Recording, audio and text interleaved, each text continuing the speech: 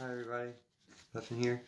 I already made a couple videos today about Pence and why he should go ahead and boot Trump.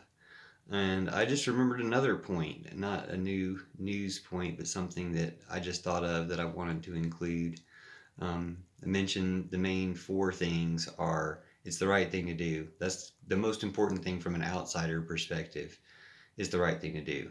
Another point is if Trump does anything else after this and you didn't remove him when you were asked to, then you're going to be held responsible specifically for that too. Then you want to be seen in the eyes of history / it's always been Pence's dream to be president. And then the fourth thing is just that he might be angry at Trump for sending these terrorists into the Capitol when Pence's family was there, which is the thing I just found out and wanted to make another video. Well, I was just thinking about it a little bit more, and I realized that from the perspective of Pence, from everybody else's perspective, it's just the right thing to do, and he's perfectly capable of just doing the right thing.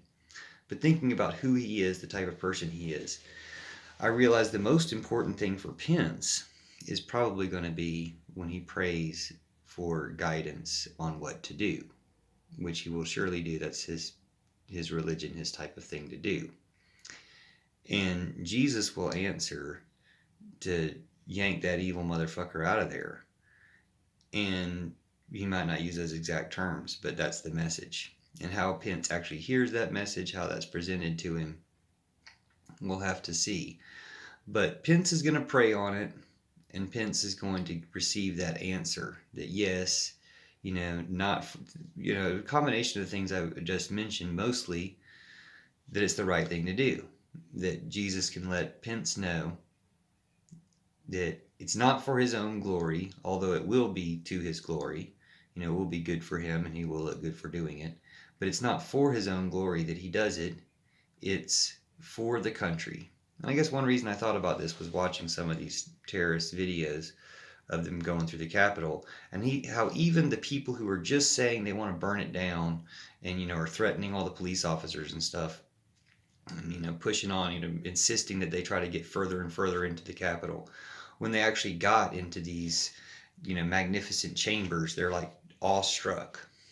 And it makes you think about the sacredness of the space and how even though it's a government sacred, it's still a sacred space. And even if you don't belong to a religion, if you go to a sacred space of that religion, you'll experience that feeling, that sacred feeling.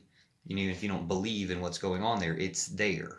And that's something that we have. I've been to state capitals. I guess I don't think I've ever been to the national capital, but in the state capitals, and it has the same effect.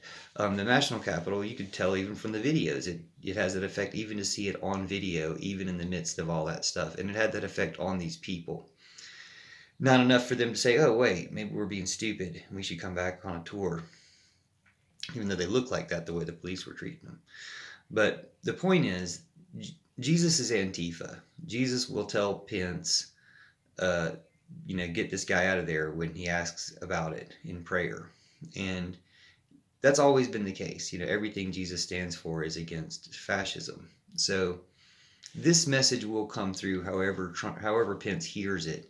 And the message is, yes, get rid of Trump. You're doing it for the right reason. You're doing it for the good of the country, for the good of your soul, the country's soul, and for the good of everyone.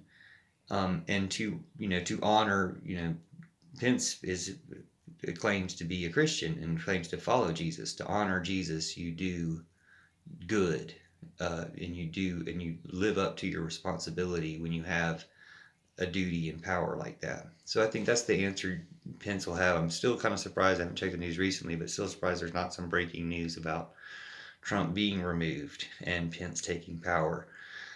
I think it'll probably happen today, January 8th. I don't know how long the process is, but I'm hoping it's going to happen today, before we get too late into the day. And again, Pence deserves that for making the responsible choice. He deserves to be the president for 2 weeks. And I don't support any Republican in any way, but I'll support him as the president for not being, just a terrible crook and completely evil person. He might be somewhat misled, but he's not an evil person, like Trump certainly is. And I think Pence will be emboldened by his prayer to do the right thing. And thank you, Jesus, for making that possible, because that's what will guide Pence to make this historic moment um, right, by to start setting things right by history.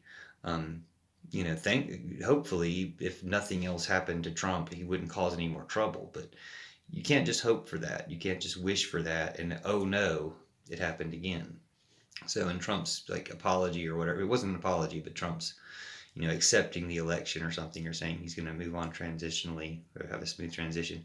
That's just trying to talk his way out of what he did.